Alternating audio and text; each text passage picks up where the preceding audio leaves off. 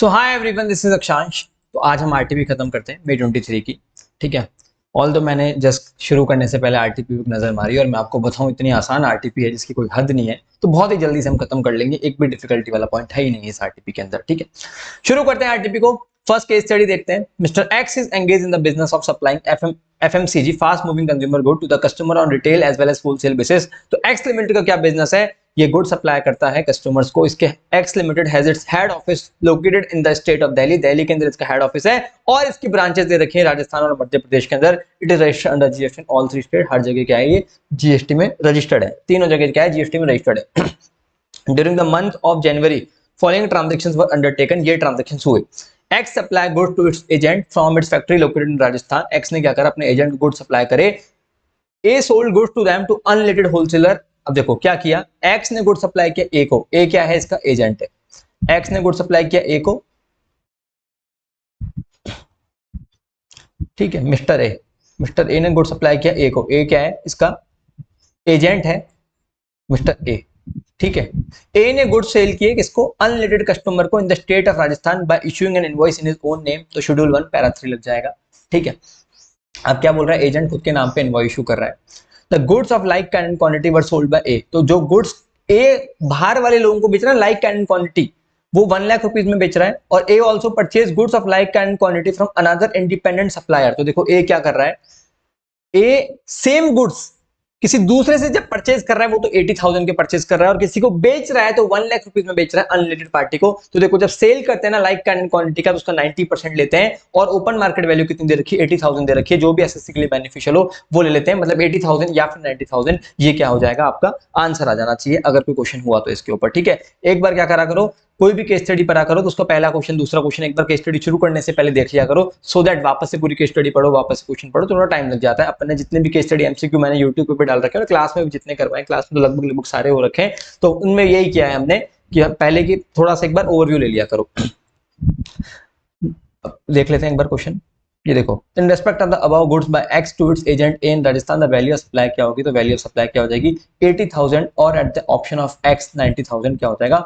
जो भी कुछ भी ले सकते हैं अपन। ठीक है, सेकंड क्वेश्चन क्या है? सेकंड क्वेश्चन है GST payable on the services of incorporation of the company provided by Rudra consultancy to X. ठीक है, कोई रुद्रा कंसल्टेंसी करके कुछ आएगा, उस पर जीएसटी कितना लगेगा हमको वो बताना है। ठीक है, आगे बढ़ते हैं।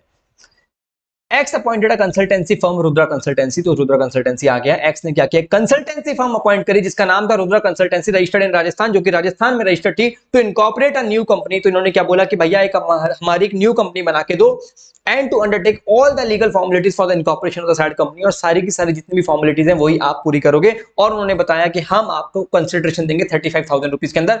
एक्स को एक कंपनी बनवानी थी, कंपनी बनवाने के लिए उसने रुद्रा कंसल्टेंसी की सर्विस हायर करी और उसको 35,000 रुपीज पे करे। रुद्रा कंसल्टेंसी ने क्या किया? लीगल फीस पे करी गवर्नमेंट को 15,000 रुपीज की। ठीक है, देखो अब एक as per rule 33 valuation chapter में जो हमने देखा था ना जीएसटी वाला, प्योर एजेंट वाला, तो अगर उसमें क्या होता है कि अगर जैसे सपोज करो मैं कंसल्टेंट हूं, मैं किसी को सर्विसेज देता हूं कंपनी बनवाने के लिए। ठीक है, अब लेट्स सपोज मैंने क्लास में भी ये एग्जांपल लिया था कि अगर मैं आरओसी को कोई पेमेंट करता हूं, ठीक है, और मैं क्या कर रहा हूं, किसी पार्टी को बोल रहा हूं कि देखो भैया 35,000 रुपीज आप मेरे को दे दो, जिसमें से मैं 15,000 रुपए तो आरओसी को पे करूंगा, वो मैं आपको अलग से उसका इनवॉइस भी दूंगा। मतलब मेरी फीस तो 20,000 रुपए थी, 15,000 रुपीज को आप मुझे दो अपने हाथ से, फिर मैं एज इट इज अपने हाथ से गवर्नमेंट को दे दूंगा। तो उसका तो मैं सिर्फ और सिर्फ एक एक्टिंग एजेंट काम कर रहा हूं, बस लेके और किसी को आगे गवर्नमेंट को दे रहा हूं। ठीक है, तो मेरा वैल्यू ऑफ सप्लाई 20,000 रुपीज होना चाहिए। पर उसमें कंडीशन क्या थी? एज पर रूल 33, इस बार एग्जाम के पॉइंट ऑफ व्यू से इंपॉर्टेंट है, 9 मार्क का क्वेश्चन आ सकता है। रूल 33 के अंदर कंडीशन ये थी कि ट्रांसपेरेंसी होनी चाहिए।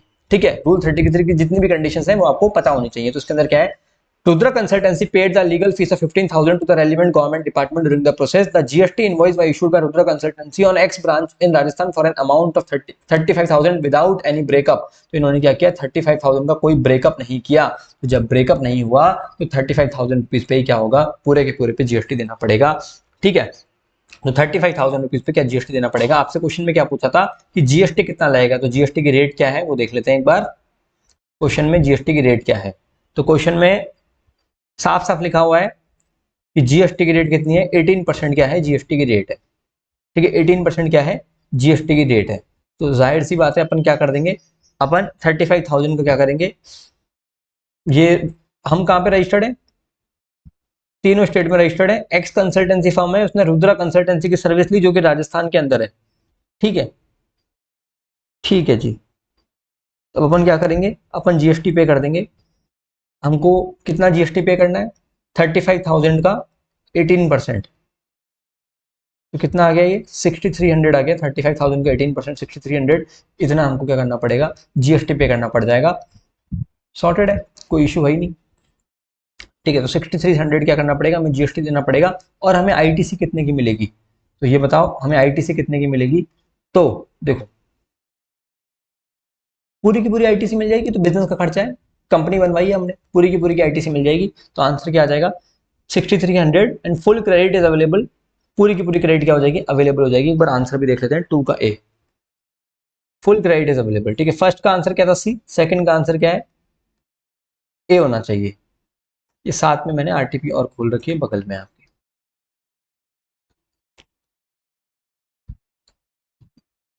फर्स्ट का डी, सेकंड का ए। जाहिर सी बात है, बिजनेस का खर्चा है तो कंपनी बनवाना, तो धंधे का बिजनेस का खर्चा हुआ ना, तो आईटीसी मिलेगी। इसमें क्या सोच रहे हो इतना, आगे बढ़ते हैं। थर्ड पॉइंट क्वेश्चन में क्या दे रखा है, which of the following statement is true in respect of import of digital data warehousing services. Digital data warehousing services, तो इसमें आते हैं, X limited, X import certain digital data warehousing services from Amazon INC located in US. तो वही third वाला question इसी से बनेगा। The amount charge by Amazon INC was 5 lakh rupees, 5 lakh rupees charge किया। The services were for personal consumption of x. हमने क्या किया, इंपोर्ट और सर्विस करी।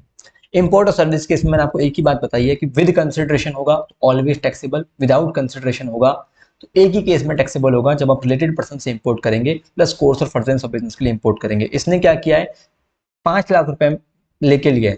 इसका मतलब एक चीज तो क्लियर हो गई कि ये टैक्स लगेगा, आरसीए में टैक्स देना पड़ता है इंपोर्ट और सर्विस के केस में, आपको पता है।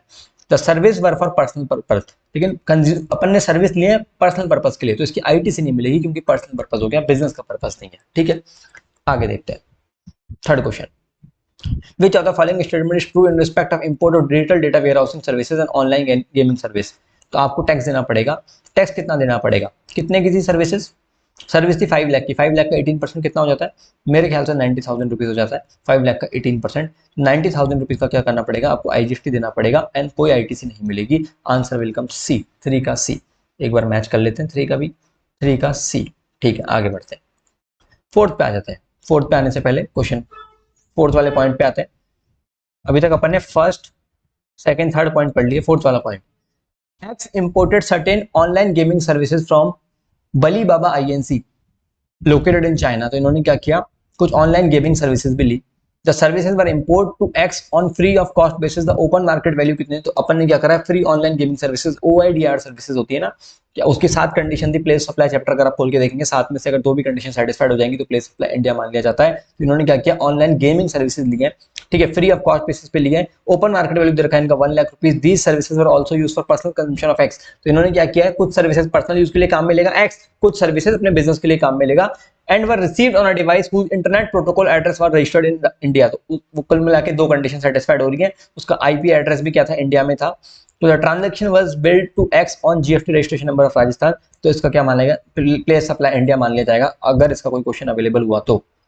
फोर्थ वाला जो क्वेश्चन है वो तो स्पॉन्सरशिप सर्विसेज का है, तो ये तो है नहीं।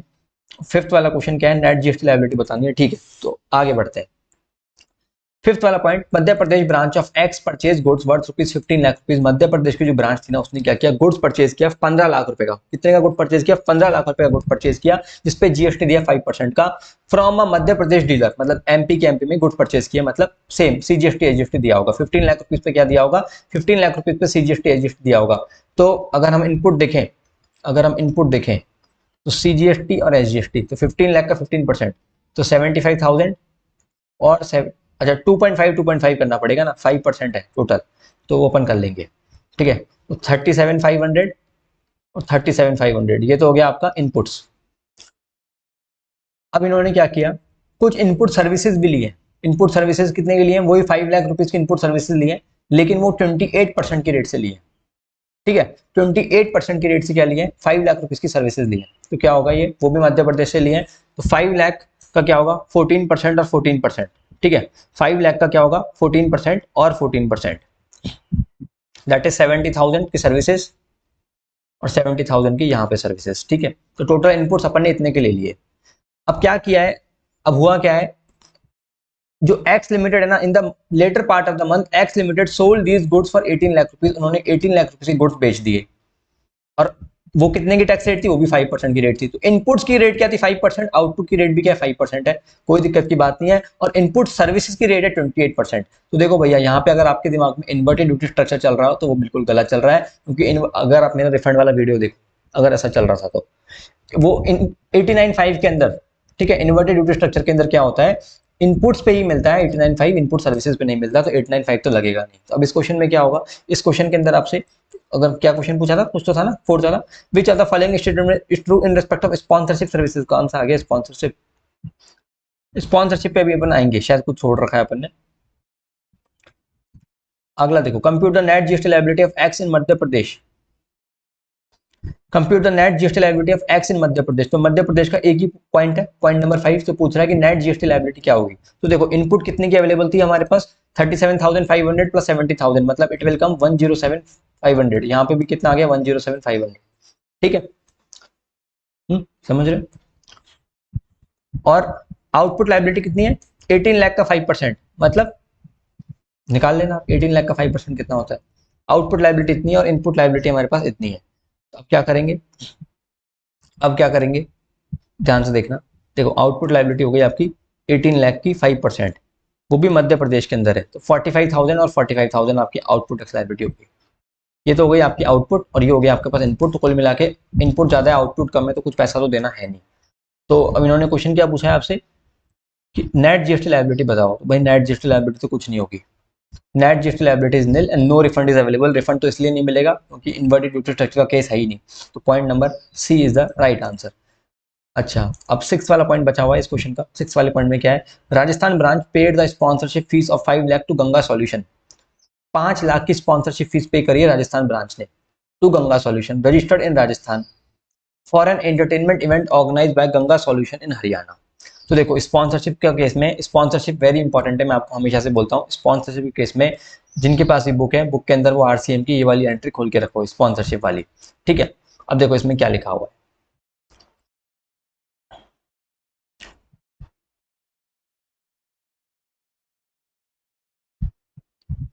जस्ट अ सेकेंड ना। Services provided by way of sponsorship to any body corporate partnership firm. ठीक है, services provided by way of, ये आरसीएम चैप्टर है ना, एक टेबल भी बना रखी थी स्पॉन्सरशिप की, तो सिक्योरिटी की बना रखी थी। ठीक है, स्पॉन्सरशिप का क्या है, स्पॉन्सरशिप का ऐसा है कि services provided by way of sponsorship to any body cooperative partnership firm. अगर सप्लायर कोई भी पर्सन है और रिसीवर कौन है, बॉडी कोऑपरेटिव पार्टनरशिप फर्म है, तो ही आरसीएम लगेगा। सप्लायर कौन है, एनी पर्सन है, और रिसीवर कौन है, बॉडी कोऑपरेटिव पार्टनरशिप फर्म, तो ही लगेगा। अब इस वाले क्वेश्चन में क्या है, जो राजस्थान की ब्रांच थी ना, उसने sponsorship services, sponsorship fee pay करी गंगा सॉल्यूशन को। तो पहली बात तो सप्लायर कौन है, रिसीवर कौन है। जो पैसा देता है वो रिसीवर होता है। जो आप ले सपोज आपने मेरी क्लास खरीदने के लिए पैसा दिया, तो आप ही तो रिसीवर हुए। तो राजस्थान ब्रांच ने क्या किया, फीस का पेमेंट किया 5 लाख रुपीज का। तो राजस्थान ब्रांच क्या हो गई, राजस्थान की ब्रांच हो गई आपकी रिसीवर। ठीक है, तो Rajasthan branch paid the sponsorship fee of 5 lakh to Ganga solution registered in Rajasthan. Ganga solution क्या रजिस्टर्ड है राजस्थान के अंदर, for an entertainment event organised by Ganga solution in Haryana. ठीक है, तो रिसीवर कौन हो गया, रिसीवर हो गया हम लोग। तो रिसीवर कौन है, हमारी जो ब्रांच है वो बॉडी कोऑपरेटिव पार्टनरशिप फर्म है या नहीं, तो हम तो मिस्टर एक्स हैं। हम तो ना तो बॉडी कोऑपरेटर ना पार्टनरशिप फर्म है, हम तो खाली इंडिविजुअल है ना। हम ना तो बॉडी कोऑपरेटर ना पार्टनरशिप फर्म है, तो इस वाले क्वेश्चन में आरसीएम नहीं लगेगा। आरसीएम कब लगता है, जब receiver body cooperative partnership firm हो, तब आरसीएम लगता है। तो हम तो ना तो बॉडी कोऑपरेटर ना पार्टनरशिप फर्म है, तो फॉरवर्ड चार्ज लगाया जाएगा। Question number, point number fourth में आ जाओ। Which of the following statement is true in respect of the sponsorship fee paid by Rajasthan branch to X. X is liable to pay IGST, RCM तो नहीं लगेगा, है ना। हम कौन है, हम एक्स हैं। हाँ, तो हाँ, हम देखो इस क्वेश्चन में आरसीएम लगेगा। सप्लायर कौन है, हम तो रिसीवर है, एक्स है, हम रिसीवर है। सप्लायर तो गंगा सॉल्यूशन है ना, तो टैक्स कौन पे करेगा, गंगा सॉल्यूशन ही टैक्स पे करेगा। अब आईजीएसटी लगेगा या सीजीएसटी आईजीएसटी लगेगा, वो देखना पड़ेगा। तो देखो, राजस्थान ब्रांच ने क्या किया, स्पॉन्सरशिप फीस पे किया to Ganga solution registered in Rajasthan for event organised by Ganga solution in Haryana. तो प्ले सप्लाई क्या माना जाएगा, प्ले सप्लाई क्या माना जाएगा इस केस में, आप मुझे बताओ। इस केस में प्लेस अप्लाई क्या माना जाएगा? इवेंट जहां पे हो रहा है वो प्लेस अप्लाई माना जाएगा, या जो हमारी लोकेशन है वो प्लेस अप्लाई माना जाएगा? तो हम क्या है, हम भी जीएसटी में रजिस्टर्ड है, राजस्थान की जो ब्रांच है ना वो भी जीएसटी में रजिस्टर्ड है। ठीक है, राजस्थान की ब्रांच क्या है, वो भी जीएसटी में रजिस्टर्ड है। तो ये B2B ट्रांजेक्शन हो गया देखा जाए तो हमारी लोकेशन को ही प्लेस अप्लाई माना जाएगा, दैट इज राजस्थान की लोकेशन को ही प्लेस अप्लाई माना जाएगा। तो इस केस में लोकेशन ऑफ सप्लायर क्या है, लोकेशन ऑफ सप्लायर है आपका गंगा सॉल्यूशन जो कि राजस्थान में, और प्लेस अप्लाई क्या है, प्लेस अप्लाई भी आपकी राजस्थान में हो गई, तो आपके ऊपर CGST एसजीएसटी लगाया जाएगा। इस क्वेश्चन का आंसर आ जाएगा डी वाला, फोर्थ का डी आंसर आ जाएगा। एक बार आंसर भी चेक कर लेते हैं, फोर्थ का डी। ठीक है, क्योंकि देखो अगर आप प्लेस अप्लाई के प्रोविजन देखोगे तो स्पॉन्सरशिप सर्विस का कोई अलग से प्रोविजन तो है नहीं प्लेस अप्लाई में।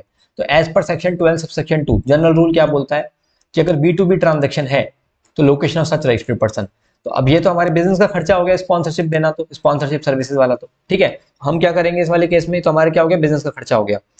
तो इस केस में प्लेस अप्लाई क्या हो जाएगी, हमारी लोकेशन मतलब मिस्टर एक्स की लोकेशन जो कि राजस्थान ब्रांच की लोकेशन है, और पीओएस क्या हो गया, राजस्थान, और लोकेशन सप्लायर क्या हो गया, वो तो गंगा सॉल्यूशन राजस्थान में है ही, तो क्या हो जाएगा, CGST एसजीएसटी लग जाएगा। मेरे ख्याल से ये वाली केस स्टडी आपको क्लियर है। जस्ट अ सेकंड, एक सेकंड रुकना, सॉरी वो चार्जर लगाना था। क्वेश्चन नंबर 6 में आ जाते हैं। अपन ने पूरी केस स्टडी तो देख ली। ये क्या बोल रहा है, धूमकेतु रजिस्टर अंडर जीएसटी इन विरार महाराष्ट्र। तो इन्होंने क्या बोला कि एक धूमकेतु करके पर्सन है जो रजिस्टर्ड है विरार महाराष्ट्र के अंदर, is appointed as a del credere agent by big bang limited. तो इसको धूमकेतु क्या ना एजेंट है। He sell good to his customer locally within the same state. तो क्या करता है, गुड सेम स्टेट में बेचता है अपने कस्टमर्स को। Big bang limited is also registered in Maharashtra. धूमकेतु भी महाराष्ट्र में, बिग बैंग भी महाराष्ट्र में, एजेंट भी महाराष्ट्र में, प्रिंसिपल भी महाराष्ट्र में है, और सामान भी महाराष्ट्र में बिकता है। During the current financial year bank limited supply taxable goods rupees worth rupees 9.5 crore whose open market value. तो बैंक जो प्रिंसिपल है ना, प्रिंसिपल ने अपने एजेंट को गुड सप्लाई किया 9.5 करोड़ रुपीज में, जिसका ओपन मार्केट वैल्यू कितना है 9.82 CR from its Navi Mumbai unit to धूमकेतु।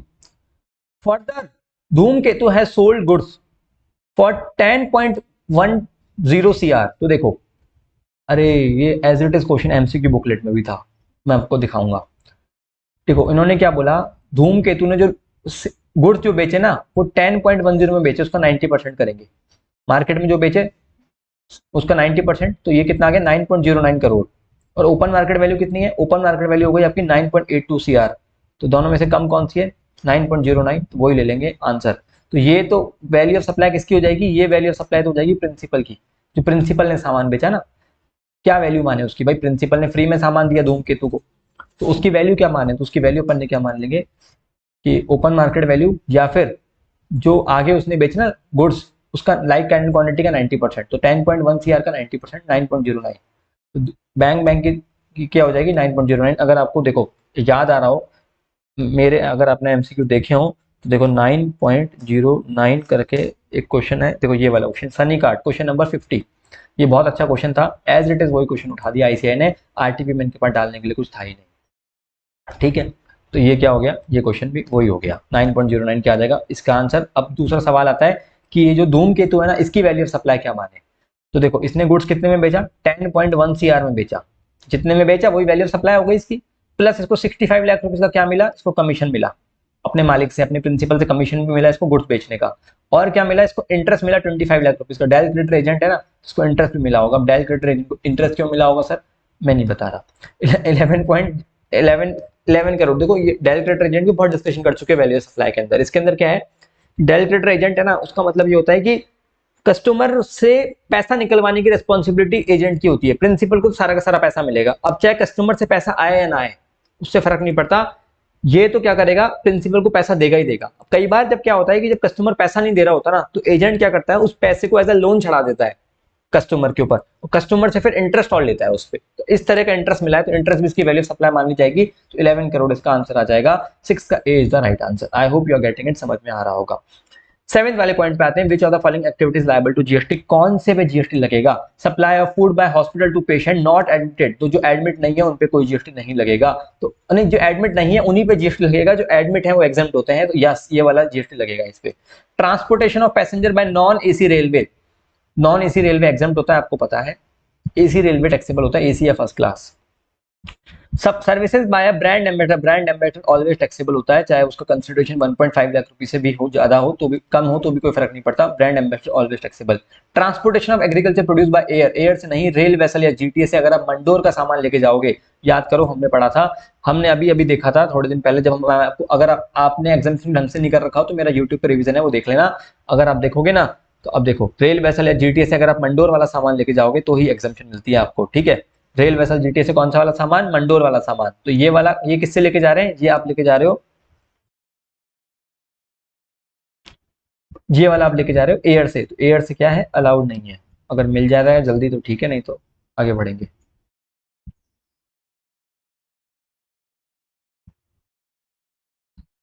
देख लेना आप इसी बुक के अंदर, आपके पास ये बुक होगी ना, ये रहा देखो, अगर आप रेल वेसल या जीटीए से मंडोर वाला सामान लेके जा रहे हो तो एग्जाम्प्ट है, मंडोर में ए मतलब एग्रीकल्चर प्रोड्यूस आ जाता है, तो यही बात यहाँ पे लिखी हुई थी, यही बात क्या हुई थी, यहाँ पे लिखी हुई थी। तो एयर से लेके जा रहे हो तो क्या आ जाएगा, जीएसटी लग जाएगा, तो अभी तक फर्स्ट पे जीएसटी लगाया, थर्ड पे लगाया, फोर्थ पे लगाया। Services by way of loading unloading packaging warehousing pricing क्या है, ये सब एग्जाम्प्ट है, आपको पता है, तो फर्स्ट थर्ड और फोर्थ पे जीएसटी लग जाएगा, सेवंथ का आंसर सी आ जाएगा। आगे बढ़ते हैं पॉइंट नंबर 8 में, इसमें क्या बोला है कि which of the following statement is correct in relation to value of imported goods as per rule 4। Rule 4 क्या बोलता है, वो आइडेंटिकल और सिमिलर गुड्स जब आप लेके आते हैं, ये क्वेश्चन भी क्या है, as it is MCQ booklet का क्वेश्चन है। मैं आपको एक बात बताता हूँ, घर की बात, एकदम भाई वाली बात, अगर एमसीक्यू बुकलेट नहीं करी ना, कर लेना, नहीं करके जाओगे 10 नंबर कम आएंगे, गारंटी से बोल रहा हूँ। क्यों बोल रहा हूँ, जो बच्चे एमसीक्यू बुकलेट कर लिए ना, उनके मॉक टेस्ट में नंबर देखो और मेन एग्जाम में भी नंबर देख लेना, एक ना एक स्टडी तो सेम ही लग जाती है और आपको पैटर्न समझ में आता है किस तरीके से क्वेश्चन करने होते हैं। मैंने यूट्यूब पे वीडियो डाल रखा है, केस दो केस स्टडी के तो वीडियो डाल दिए, 31 से 40 और 21 से 30, ये 20 केस स्टडी तो करो कम से कम, उससे शुरू वाली तो वैसे भी आसान है, ये तो करो। क्या बोला इन्होंने, the transaction value of identical goods in any sale, तो देखो क्या होता है प्रोविजन रूल 4 के अंदर कि आप कोई भी सामान अगर इंपोर्ट करते हो ना, तो आप आइडेंटिकल गुड्स की वैल्यू लो सेम कमर्शियल लेवल पे, सेम कमर्शियल लेवल, ठीक है, क्या होना चाहिए, सेम कमर्शियल लेवल और सेम क्वांटिटी दोनों सेम होना चाहिए, कमर्शियल लेवल भी सेम होना चाहिए, तो इस वाले क्वेश्चन में लिखा है एट एनी कमर्शियल लेवल, गलत है, same commercial level but any quantity, ये भी गलत है, यहाँ पे क्या है, सेम कमर्शियल लेवल और सेम क्वांटिटी, ये सही है, तो थर्ड ऑप्शन आ जाएगा, 8 का C is the right answer, sorted है। 9th वाले बात है safeguard duty, safeguard duty कब कब इंपोज नहीं कर सकते, कैन नॉट बी इम्पोज, तो सुनना, सेफ गार्ड ड्यूटी में क्या बताया था कि आप एक डेवलपिंग कंट्री से सामान मंगवा रहे हो तो 3% तक का रेशियो है तो मिल सकती है, और सारे का मिला के 9% तक हो तो चल जाएगा, तो safeguard duty can not be impose, तो देखो the article on which it is proposed to be impose originate from a developed country providing its share is not more than 3%, एक बार इसका आंसर ही देख लेते हैं, सारे ऑप्शन नहीं पढ़ने पड़ेंगे, 9th का आंसर क्या है, सी। The article on which it is import to be originally originate from more than one developing country and its aggregate share of import from developing countries each with less than 3% taken together does not exceed 9% of total article into India. Safeguard duty कब नहीं लगेगी, safeguard duty कब नहीं लगेगी, तो जब अगर आप सामान डेवलपिंग नेशन से मंगवा रहे हो 3% तक, एक कंट्री से मंगा रहे हो तो नहीं लगेगी, सबका मिला के 9% तो नहीं लगेगी, तो सी इज द राइट आंसर, आप पढ़ोगे तो आपको इजीली समझ में आ जाएगा। मैं आपको एक बात और बताता हूँ, क्लास में मैंने टाइप्स ऑफ ड्यूटीज का एक, जो क्लास वाले स्टूडेंट है उनके लिए जो टाइप्स ऑफ ड्यूटीज का एक वीडियो डाल रखा है, आप उसमें सेफगार्ड ड्यूटी और एंटी डंपिंग ड्यूटी पढ़ के जाना, जो नॉन क्लास वाले स्टूडेंट हैं जिनके पास कोई सा भी क्वेश्चन बैंक है, वो एक बात ध्यान रखना, टाइप्स ऑफ ड्यूटीज का सेफगार्ड ड्यूटी और एंटी डंपिंग ड्यूटी जरूर पढ़ के जाना, ठीक है। अभी तक हमारे सारे के सारे एमसीक्यूज हो चुके हैं, अब आ जाते हैं हम क्वेश्चन नंबर 10 पे। क्वेश्चन नंबर 10 क्या है, ये आईटीसी का क्वेश्चन है। Janaki Nandan associate proprietorship firm इन लखनऊ, ये क्या है, एक प्रोप्राइटरशिप फर्म है लखनऊ के अंदर, registered under GST, manufacture 3 taxable product, alpha beta gamma नहीं, अल्फा बीटा गामा नहीं, zeta zeta sigma and omega, zeta sigma and omega 3 taxable product बनाते हैं, ठीक है, zeta sigma and omega 3 taxable product बनाते हैं और लखनऊ में रजिस्टर्ड है। The following information have been provided by Janaki Nandan associate for a particular tax period, और ये आपको इन्फॉर्मेशन दे रखी है जानकी नंदन ने, ध्यान से सुनिएगा आगे की बात। Omega and zeta are sold in the domestic market, तो देखो ओमेगा और जीटा ये क्या है, ये डोमेस्टिक मार्केट में बेच रहे हैं, as well as exported outside India, India में बेचते हैं और इंडिया के बाहर भी बेचते हैं, जेड और ओ को। The domestic turnover excluding export sales of zeta and omega, Z और ओ का डोमेस्टिक टर्नओवर क्या दे रखा है, 21 लाख एंड 15 लाख रुपीस दे रखा है, एक्सपोर्ट टर्नओवर दे रखा है जीटा का with payment of IGST, with payment of IGST का मतलब है जीएसटी आ रहा है, देखो एक्सपोर्ट के केस में क्या होता है, विदाउट पेमेंट ऑफ आईजीएसटी होता है तब जीएसटी नहीं आता, लेकिन विद पेमेंट ऑफ आईजीएसटी होता है तो जीएसटी आ रहा होता है। तो इन्होंने क्या किया, export turnover of zeta with payment of IGST दे रखा है 3.7 लाख रुपीस का, और ओमेगा का कितना दे रखा है, omega worth rupees 15 lakh is exported. तो सुनना मेरी बात, देखो ये है जेड, ये है ओ, अब इनका डोमेस्टिक टर्नओवर कितना दे रखा है, डोमेस्टिक वाला डोमेस्टिक टर्नओवर जीटा का दे रखा है 21, ओमेगा का दे रखा है 15, और एक्सपोर्ट टर्नओवर दे रखा है 3.75 लाख और इसका दे रखा है 15 लाख। अब इस पे तो क्या टैक्स आया है, इस पे भी टैक्स आएगा, इस पे भी टैक्स आएगा, क्योंकि डोमेस्टिक तो आएगा ही, और एक्सपोर्ट पे भी आएगा, लेकिन इस पे नहीं आएगा। ठीक है, आगे बढ़ते हैं। अगर कुछ नहीं दे रखा हो ना क्वेश्चन में, एक्सपोर्ट के केस में कुछ नहीं दे रखा हो तो विदाउट पेमेंट ऑफ टैक्स ही मानना है। जब तक वो हाँ ना बोले तब तक ना ही मानना है। तो इसका मतलब जब तक क्वेश्चन ऐसा ना बोले कि हाँ विद पेमेंट ऑफ टैक्स है, कुछ नहीं बोल रखा तो भी ना ही मानना है। ठीक है, तो tax on sigma is payable under reverse chart. ध्यान से सुनिएगा मेरी बात। 3 प्रोडक्ट थे, जीटा, ओमेगा, सिग्मा। तो जो सिग्मा है ना उस पर टैक्स आरसीएम में लगेगा, उस पर टैक्स आरसीएम में लगेगा। Sigma is being sold only on domestic market, that is 9 lakh rupees का। तो अब ये क्वेश्चन से मेरे को एक बात समझ में आ रही है, इस क्वेश्चन में पता है क्या निकालना है आपको, आपसे निकलवाएगा net GST liability. You are computer net GST liability as it is question module में मैंने आपको यूट्यूब पे भी करवा दिया है क्वेश्चन। एक लाइन पढ़ते समझ में आ गया, पता है क्यों, देखना मेरी बात ध्यान से। आपको क्वेश्चन में बोल रखा है कि जो एक प्रोडक्ट है ना उस पर टैक्स लगेगा रिवर्स चार्ज में। अब आप याद करो आईटीसी में वो एग्जाम सप्लाई का जो टर्नओवर होता है ना, एग्जाम टर्नओवर की डेफिनेशन वो क्या होती है, आईटीसी चैप्टर के अंदर एग्जाम टर्नओवर की डेफिनेशन क्या होती है, ये क्वेश्चन वहीं से उठाया गया है। वो जो वाला कॉन्सेप्ट है उसमें बोलते हैं कि 3 एग्जाम, ऑल्दो नेताजी ने, याद करो मैंने क्लास में क्या बताया था कि नेताजी ने क्या बोला था कि कॉमन क्रेडिट में से, कॉमन क्रेडिट जब आईटीसी का जो कॉन्सेप्ट होता है ना उसमें अपन क्या करते हैं, कॉमन क्रेडिट में से अपॉर्चनमेंट करते हैं, टैक्सेबल अलग एग्जाम्प्ट अलग, कॉमन में से टैक्सेबल अलग एग्जाम्प्ट अलग। अब क्या करते हैं, फॉर्मूला क्या बनता है, फॉर्मूला ये बनता है common credit into exam turnover divide by adjusted total turnover, ये फॉर्मूला बनता है। तो इसका मतलब क्या होता है, कॉमन में से जितना हिस्सा, देखो जितना न्यूमरेटर बढ़ेगा, जितना न्यूमरेटर बढ़ेगा ना ऊपर वाला, उतना आईटी से डिसअलाउ होगा। भाई कॉमन में से एग्जाम्प्ट वाला पोर्शन जितना होगा ना उतना हम क्या मानेंगे कि भाई इतनी क्रेडिट नहीं मिलेगी। कॉमन में से एग्जाम्प्ट वाले हिस्से पे क्रेडिट नहीं मिलेगी, टैक्सेबल वाले पे मिल जाएगी कॉमन में से। ठीक है, तो अब इन्होंने क्या बोला कि क्यों ना एग्जाम टर्नओवर ही बढ़ा दें, एग्जाम टर्नओवर ही बढ़ा दें। अगर एग्जाम टर्नओवर बढ़ा देंगे तो न्यूमरेटर बढ़ जाएगा, न्यूमरेटर बढ़ेगा तो ज्यादा से ज्यादा आईटीसी डिसअलाउ करेंगे। गवर्नमेंट का ये सोच थी। तो इन्होंने क्या बोला कि वैसे एग्जाम्पशन चैप्टर के हिसाब से जो एग्जाम टर्नओवर होता है वो तो है, उसके अलावा 3 चीजें और ऐड करो। 3 चीजें क्या ऐड करनी थी, आरसीएम की आउटवर्ड सप्लाई। अब देखा जाए तो आरसीएम की आउटवर्ड सप्लाई कोई एग्जाम थोड़ी है, लेकिन माना है, क्या करें, आरसीएम की outward supply, sale of land and building, stamp duty value, sale of land and building bracket में स्टैम्प ड्यूटी वैल्यू, और सेल ऑफ शेयर्स, शेयर्स का सेल कंसिडरेशन का 1%। ये 3 चीजें ऐड करनी थी और 3 चीजें ही लेस करनी थी, जिसमें से पहले 2 थी, अब एक और चीज आ गई तो 3 हो गई। 3 चीजें लेस क्या करनी थी, interest on loans and advances. आपने कोई लोन से एडवांस लिया है तो ऑल्दो एग्जम्प्ट होता है, लेकिन इसमें हमको इंक्लूड नहीं करनी, पर जनता को दिखाने के लिए देखो हम आपको फायदा दे रहे हैं। मैंने देखो किसी ने अगर मेरा आईटीसी का रिवीजन, आईटीसी के क्वेश्चन वाला वीडियो नहीं देखा है तो जरूर देख लेना, छोटा सा है। Interest on loans and advances, फिर transportation charges of vessel from transportation of India to outside India, second point ये होता है। थर्ड पॉइंट क्या होता है, सेल ऑफ ड्यूटी स्क्रिप्ट्स, ये अभी नया आया है, तो 3 चीजें लेस करनी पड़ती है। ये वाला क्वेश्चन उसी थीम पे बेस्ड है। तो इन्होंने क्या बोला कि अभी तो आपको आउटवर्ड सप्लाई की डिटेल दे रखी है फर्स्ट पॉइंट में, सेकंड वाले पॉइंट के अंदर क्या बोला है कि जो सिग्मा है ना उसकी आउटवर्ड सप्लाई की है हमने 9 लाख रुपीज पर, लेकिन टैक्स आरसीएम में देना पड़ेगा। The firm is also engage in providing taxable consultancy service. तो फर्म क्या करती है, टैक्सेबल कंसल्टेंसी सर्विस भी प्रोवाइड करती है। अभी तक तो गुड्स प्रोवाइड कर रहे थे फर्स्ट और सेकंड पॉइंट में, अब सर्विस भी प्रोवाइड कर रही है। Consultancy service of 30 lakh rupees have been provided to unrelated client located in foreign countries. और सारा का सारा पैसा क्या है, कन्वर्टेबल फॉरेन एक्सचेंज में आया, तो एक्सपोर्ट हो गया। ये एक्सपोर्ट की सारी जो डेफिनेशन है 5 वो आपको माननी पड़ेगी। ऑल्दो इसमें जो 5th कंडीशन होती है ना एक्सपोर्ट की, वो ये होती है कि जो दोनों एंटिटीज हैं वो रिलेटेड नहीं होती, रिलेटेड नहीं होनी चाहिए। एक्सपोर्ट की 5th कंडीशन ये होती है।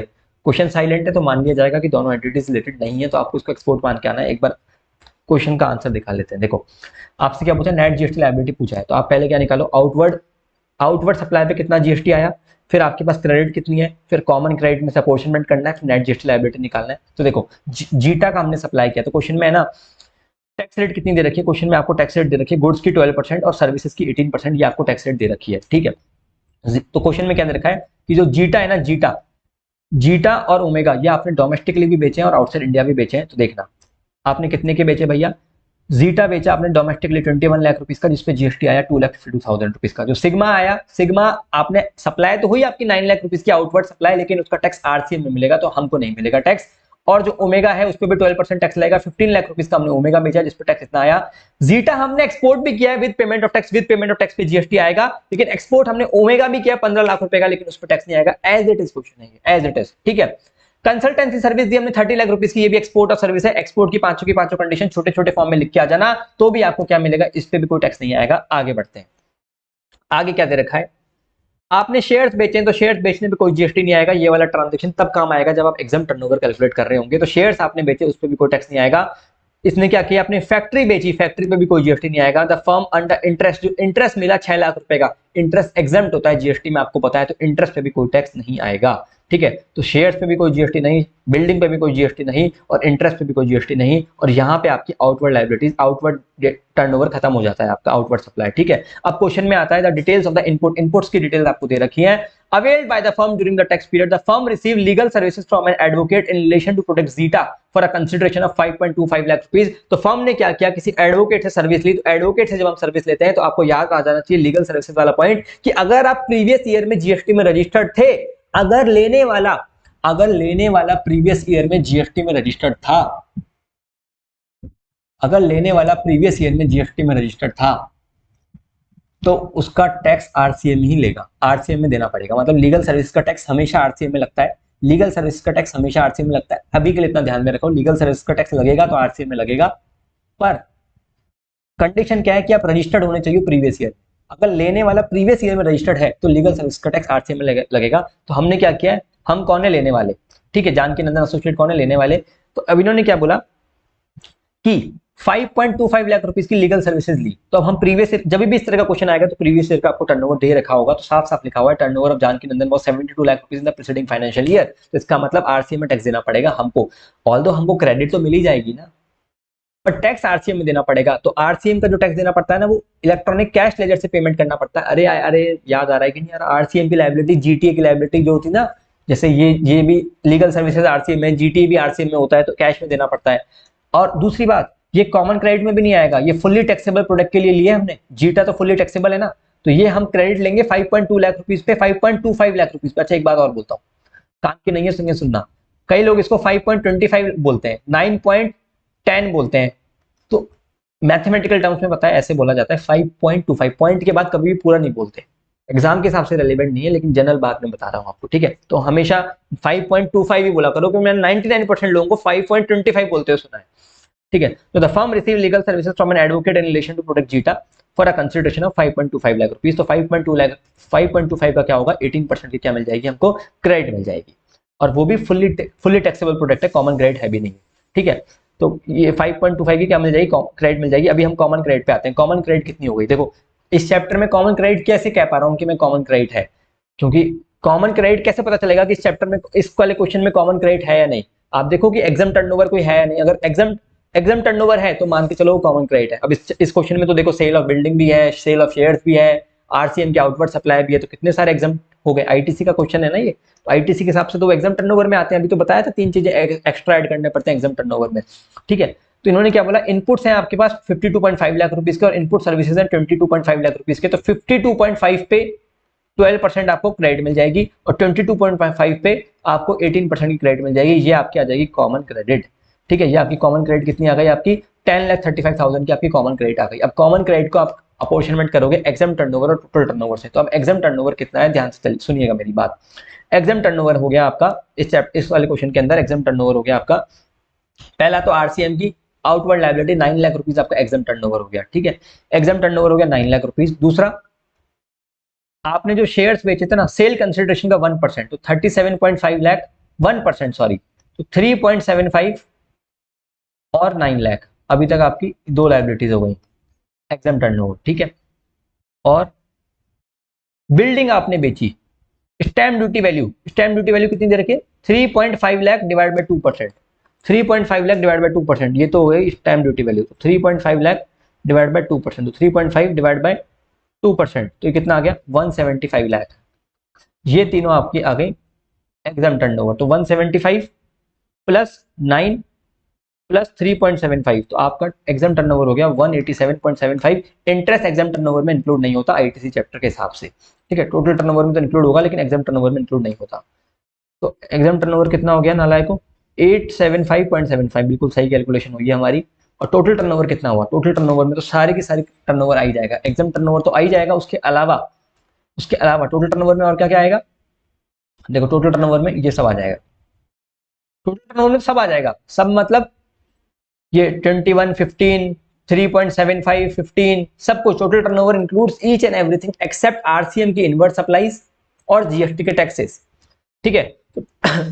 तो टोटल टर्नओवर में क्या क्या आ जाएगा, ये देखो 21, 15, 3.75, 15, 9, 9 आरसीएम की आउटवर्ड लायबिलिटी, इनवर्ट नहीं, 9 ऐड हो जाएगा। कंसल्टेंसी सर्विसेज 30 लाख की, ये शेयर्स बेचे आपने 3.75 लाख के। फैक्ट्री 175 कितने की आई थी, हाँ 175 की फैक्ट्री आई थी। इंटरेस्ट मिला 6 का, बस इन सबको ऐड कर लो, आपका क्या आ जाएगा, आपका आ जाएगा टोटल टर्नओवर। इन सबको ऐड करने के बाद क्या आ जाएगा, आपको टोटल टर्नओवर आ जाएगा। आप खुद ही ऐड कर लेना, देख लो एक बार, तो आंसर में दिखा देता हूँ मैं आपको टोटल टर्नओवर। देखो टोटल टर्नओवर में 21, 9, 15, 375, 15 वापस से प्लस 30 प्लस 175 प्लस 6 प्लस 3.75, ये 3.75 3.75 दो बार क्यों आ रहा है, कुछ होगा मतलब, इसलिए आ रहा है। और क्या है, रुको एक बार बताता हूँ दो बार क्यों आ रहा है। 3.75 एक तो इसका आ गया सेल ऑफ शेयर्स का, ठीक है, एक तो सेल ऑफ शेयर्स का आ गया 3.75, दूसरा 3.75 क्यों आ रहा है, एक 3.75 ये आ गया, दो 3.75 आ गए, ठीक है, समझ रहे हो। दो 15 आ रहे हैं, एक 15 तो इसका आ गया और एक 15 और कुछ रहा होगा, एक 15 भी और कुछ ना कुछ तो रहा ही होगा पक्का। 15 दो थे एक थे, ये देखो दो बार लिए हैं हमने भी, तो एक 15 दो बार है, एक 15 ये रहा, एक 15 ये रहा, तो मतलब कुल मिला के आप खुद ही कर लोगे, तो बेसिक सा हो गया। कर लोगे क्या मतलब, बता ही दिया, ये देखो टोटल टोटल टर्नओवर इतना आ गया। उस वाले क्वेश्चन में भी टोटल टर्नओवर इतना ही था जो अपने मॉड्यूल में क्वेश्चन दे रखा है, ठीक है। अब हम क्या करेंगे, अपॉर्शनमेंट कर लेंगे, total turnover divide by this, नहीं इतना नहीं था लगता, सॉरी, ठीक है। तो अब पर आईसीआई क्या, देखो ऐसा मंद बुद्धि का आया ICI, sorry sorry for my words, but देखो टोटल टर्नओवर इन्होंने क्या किया, कॉपी पेस्ट करा है। अब इनको कॉपी पेस्ट भी सही तरीके से करना नहीं आता, उस क्वेश्चन का ही कॉपी पेस्ट करा है इन्होंने, पर टोटल टर्नओवर वही लिख दिया जो उस क्वेश्चन में दे रखा है, 194 करोड़, 194 लाख रुपए। उस क्वेश्चन में भी 194 लाख था, पर एक्चुअल में इसका टोटल दूसरा आ रहा है। एक्चुअल में टोटल, तभी तो मैं बोला कि वही टर्नओवर है, पर एक्चुअल में दूसरा आ रहा है इनका टर्नओवर, ठीक है। तो आप देखो कॉपी पेस्ट में भी गलती कर दी, तो 1035 into exam turnover divide by total turnover, तो क्या आ जाएगा, कॉमन क्रेडिट वो आ गया। कॉमन क्रेडिट क्या आ गया, ये आ गया। तो इसमें से क्या करेंगे, कॉमन क्रेडिट में से ही एग्जाम वाला हिस्सा लेस कर देंगे। कॉमन क्रेडिट कितना 1035, इसमें से एग्जाम वाला हिस्सा लेस कर देंगे, तो अब टोटल क्रेडिट कितनी आ गई 477। और एक क्रेडिट और तो थी हमारे पास जो फुल्ली टैक्सेबल के लिए थी, फुल्ली टैक्सेबल के लिए भी तो क्रेडिट थी हमारे पास एक, देखो अब देखो टोटल क्रेडिट कितनी बची, ये तो हमारे पास आ गई, कॉमन में से एग्जाम वाला हिस्सा लेस कर दिया, वो क्रेडिट आ गई। अब टोटल आईटीसी कितनी आई, देखो 1035 की टोटल कॉमन क्रेडिट थी, प्लस 94,500 की लीगल सर्विसेज पे क्रेडिट थी, माइनस हमने ये कर दिया, तो हमारे पास नेट आईटीसी अवेलेबल इतनी आ गई। और अब आउटवर्ड लायबिलिटी पे हमको जीएसटी निकालना है, वो हमने शुरू शुरू में निकाला ही था कि आउटवर्ड लायबिलिटी पे जीएसटी कितना आ रहा था, 4,77,000 का जीएसटी आ रहा था आउटवर्ड लायबिलिटी पे। 4,77,000 का आउटवर्ड लायबिलिटी, क्रेडिट इतनी है, ये इतना अमाउंट हमको कैश लेजर से पे करना है। और जो हमारी आरसीएम की लायबिलिटी है ना लीगल सर्विसेज वाली, वो भी तो कैश में पे करनी है, तो इतना अमाउंट हमें कैश में पे करना पड़ रहा है, क्योंकि आईटीसी कम है हमारे पास, तो बचा हुआ कैश में पे करेंगे। और ये तो कैश में पे करना मैंडेटरी है, भले आईटीसी अवेलेबल हो तो भी कैश में पे करेंगे। आरसीएम की इनवर्ड लायबिलिटी, जो आप आरसीएम की इनवर्ड लायबिलिटी पे कर रहे हो, वो तो आपको कैश में पे करनी पड़ेगी, टोटल अमाउंट को ये पढ़ना है। एज इट इज मॉडल का क्वेश्चन है, आप क्वेश्चन को नहीं भी करते अगर आरटीपी का, तो भी आपको कोई 1% भी फर्क नहीं पड़ रहा अगर आपने वो मॉड्यूल में क्वेश्चन किया हुआ है, और मैंने क्लास में 6 से 7 बार करवाया वो क्वेश्चन, ठीक है। क्वेश्चन नंबर 11 पे आते हैं। क्वेश्चन नंबर 11, जिज्ञासा limited has multiple wholesale outlet of toys, toys का आउटलेट है इनका मुंबई और महाराष्ट्र में। It receive an order worth ₹1,20,000 from Upasana owner of retail, as it is question है, ई वे बिल का सिटीज भी नहीं बदले, डिजिट भी नहीं बदली इन्होंने क्या बोला है कि इनका आउटलेट है मुंबई के अंदर, और उनको एक ऑर्डर मिला है 1,20,000 रुपीज का, एक दिल्ली से मिला है एक ऑर्डर, और इन्होंने क्या बोला है मुंबई में इनकी दो स्टोर है, एक से 55,000 का सामान गया है, एक से 65,000 का सामान गया है, तो 50,000 रुपीज से ऊपर का सामान गया है, ठीक है। 50,000 रुपीज से ऊपर के सामान गया है ना जब, तो क्या मान लिया जाएगा, इस वाले केस में ईवे बिल लगा दिया जाएगा। ये क्वेश्चन का आंसर आप देखोगे ना, एकदम ही बच्चा क्वेश्चन है, इजीली आपसे कर लोगे, लेकिन यस इस तरह के क्वेश्चन एग्जाम में पूछे जाते हैं, तो एक बार देख के चले जाना। क्वेश्चन नंबर 12, विविध प्राइवेट लिमिटेड, इसका तो नाम भी नहीं बदला, एज इट इज एग्जाम का क्वेश्चन है। आप अगर सर्च करोगे ना अपने क्वेश्चन बैंक में विविध, तो विविध के नाम से आपको ये क्वेश्चन मिल जाएगा। ऑल तो मैं आपको बताता हूँ, क्या पता कुछ चेंजेस करे हो। विविध private limited is engage in supplying various services in Bangalore, it is registered in the state of Karnataka. June month के आपको डेटा दे रखे हैं, ठीक है। Services provided by way of fumigation in warehouse, fumigation in warehouse अब टैक्सेबल हो गया, पहले एग्जाम हुआ करता था, ध्यान रखना। देखते हैं आईसीआई ने कुछ गड़बड़ तो नहीं कर रखी आंसर में। Fumigation of warehouse, fumigation of warehouse taxable ही कर रखा है, ठीक है। Fumigation of warehouse taxable हो गया, पहले एग्जाम था, ध्यान रखना। Services of transportation of passenger by metered cab provided through ECO, ECO के थ्रू अगर आप मीटर्ड कैब की सर्विस देंगे, देखो वैसे मीटर्ड कैब एग्जाम्प्ट होता है, रेडियो टैक्सी टैक्सेबल होती है, ध्यान रखना। वैसे मीटर्ड कैब एग्जाम्प्ट होता है, रेडियो टैक्सी टैक्सेबल होती है, लेकिन मीटर्ड कैब की सर्विस ईसीओ के थ्रू जा रही है तो टैक्स लगेगा। ईसीओ के थ्रू तो आप चाहे ऑटो मंगाओ चाहे बाइक ही मंगाओ तो भी टैक्स लगेगा। फोर बस में सीटिंग कैपेसिटी 72, बस आपने भाड़े पे दी, बस आपने रेंट पे दी तो बस एग्जाम्प्ट होती है। बस आप चाहे रेंट पे जीटीए को दो, चाहे स्टेट ट्रांसपोर्ट अंडरटेकिंग को दो, चाहे स्कूल को दो, किसी को भी दो, बस क्या होती है, एग्जाम्प्ट हो जाती है। तो बस एग्जाम्प्ट हो गई आपकी। बस की सीटिंग कैपेसिटी क्या होनी चाहिए, 12 से ज्यादा होनी चाहिए, है ना। और बस आपकी ईवी बस होनी चाहिए। तो इस क्वेश्चन में मान लेते हैं कि ईवी बस ही है, क्योंकि आईसीआईबी ये assumption करता है, इलेक्ट्रॉनिक व्हीकल है आपका। Good transport services receive from GTA for transporting the goods to be used in respect of buses given on. तो जीटीए से हमने सर्विस ली, जीटीए से हमने सर्विस ली है, ठीक है, सर्विस दी नहीं है, ली है। पर आरसी में टैक्स नहीं लगेगा, क्योंकि जीटीए खुद ही 12% वाला ऑप्शन चूज कर रहा है, तो जीटीए खुद ही टैक्स पे कर देगा, हमको टैक्स पे करने की जरूरत ही नहीं है, क्योंकि जीटीए जब खुद ही फॉरवर्ड चार्ज में टैक्स पे कर रहा है तो हम क्यों टैक्स पे करेंगे। तो टोटल आपकी लायबिलिटी कितनी आ गई, मीटर कैब वाले में नील कैसे कर रखी है, नील इसलिए कर रखी है कि हमको टैक्स नहीं देना, ईसीओ को टैक्स देना है। हम तो विविध है ना, ईसीओ टैक्स देगा। अरे 95 में टैक्स कौन देता है, ईसीओ 95 में आता है, और 95 वाले ट्रांजेक्शन में ईसीओ ही टैक्स पे करता है, ठीक है। बस वाले केस में क्या होगा, बस तो एग्जाम्प्ट हो गई, ठीक है। और जीटीए केस में भी टैक्स क्या होगा, फॉरवर्ड चार्ज में जीटीए देगा, विविध नहीं देगा। तो एक ही ट्रांजेक्शन ऐसा है जिसके केस में क्या होगा, ये टैक्स देगा, ठीक है। क्लियर है, नहीं है, सॉर्टेड है। क्वेश्चन नंबर 12, कोई दिक्कत हो तो मुझे एक बार बता देना, मैं थोड़ा फास्ट फॉरवर्ड में करा रहा हूँ क्योंकि दम ही नहीं है। मैं आरटीपी पहले डाल देता, पर मैंने कहा, फिर एक दो बच्चे बोले सर करा ही दो, तो मैंने कहा चलो ठीक है कर लेते हैं। आगे बढ़ते हैं, एक सेकंड रुकना। चलिए क्वेश्चन नंबर 13 पे आते हैं। 13 क्या बोलता है, स्वास्थ्य nursing home a clinical establishment offer the following services. ये आपको फॉलोइंग सर्विसेज दे रहा है, कौन सी सर्विस दे रहा है, पहला room provided to the in patient where the room charges are 6500। तो देखो अभी अभी अमेंडमेंट आया था लास्ट, अभी जस्ट आपके टाइम में, कि अगर रूम का अमाउंट 5000 रुपीज से ज्यादा है तो पूरा का पूरा अमाउंट क्या हो जाएगा, टैक्सेबल है, 5000 तक एग्जाम्प्ट रहेगा। लेकिन अगर आपका रूम सीसीओ है, ठीक है, न्यू नेटल रूम है, छोटे बच्चों का आईसीयू है, इस तरह के वो 4 रूम दे रखे हैं आपको, तो वो आप देख लेना, वो उनमें कितना ही अमाउंट हो वो एग्जाम्प्ट है। लेकिन ये तो नॉर्मल है, कुछ दे नहीं रखा, तो ये क्या हो जाएगा, ये हो जाएगा आपका टैक्सेबल हो जाएगा। Plastic surgery conducted to repair cleft lip of new born baby. तो देखो वैसे प्लास्टिक सर्जरी टैक्सेबल होता है, लग्जरी सर्विस होती है, लेकिन न्यू बॉर्न बेबी है, जेनेटिकल डिफेक्ट वगैरह कुछ होते हैं बच्चों के, तो क्या है, अलाउड, एग्जाम्प्ट हो जाएगा ये।